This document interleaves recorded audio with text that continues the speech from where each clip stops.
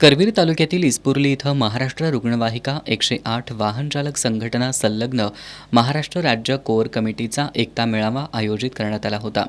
या मेळाव्यात राज्यभरातून रुग्णवाहिकेवरील पायलट सहभागी झाले होते। यावेळी महाराष्ट्र रुग्णवाहिका 108 वाहन चालक संघटना संलग्न महाराष्ट्र राज्य कोअर कमिटीचे उपाध्यक्ष पांडुरंग ठोमके यांनी 2014 पासून रुग्णवाहिका 108 वर पायलट प्रामाणिक सेवा देत असून शासनाकडून मात्र त्यांना न्याय मिळत नसल्याचं सांगितलं।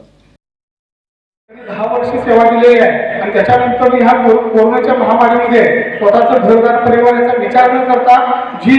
सेवा विनामूल्य आम्ही ह्या शासनाला दिलेली आहे, ह्यांना सगळ्यांना शासन सेवेत सामावून घ्यावं ह्याच्यासाठी हा आजचा संपूर्ण महाराष्ट्रामध्ये एकता मेळावा म्हणून या कोल्हापूरमध्ये संपन्न होत आहे। ही सेवा देत असताना आम्हाला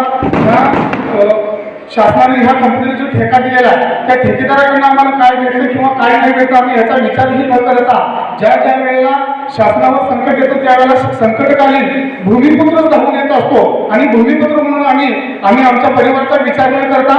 रुग्णांना सेवा दिलेली आहे आणि म्हणून आमचं हे शासनाकडे गाळण आहे की आमच्याकडे कुठल्याही पद्धतीचं दुर्लक्ष न करता त्यांनी आम्हाला विनाशर्त शासन सेवेमध्ये सामावून घ्यावं ही आमची शासनाला विनंती आहे। आणि शासनानं जे कंपनीला सध्याच्या काळामध्ये जे कंपनीला ठेकेदाराला जे शासन नियमानुसार जे अट घालून दिलेली आहे त्या अटीनुसार जे आम्हाला वेतन भेटत नाही त्याच्यामध्ये जी तफावत आहे त्या ठेकेदाराकडं ते आम्हाला वेतन भेटत नाही ह्याची निश्चिती करून आम्हाला ते मूळ वेतन घेतल्यास मदत व्हावी शासनाकडं हीच आम्हाला शासनाकडे आमची विनंती आहे। महाराष्ट्र रुग्णवाहिका 108 वाहन चालक संघटना संलग्न महाराष्ट्र राज्य core committee Maharashtra core committee अध्यक्ष तेजस कराडे यांनी संघटनेच्या ध्येय धोरणांची माहिती दिली।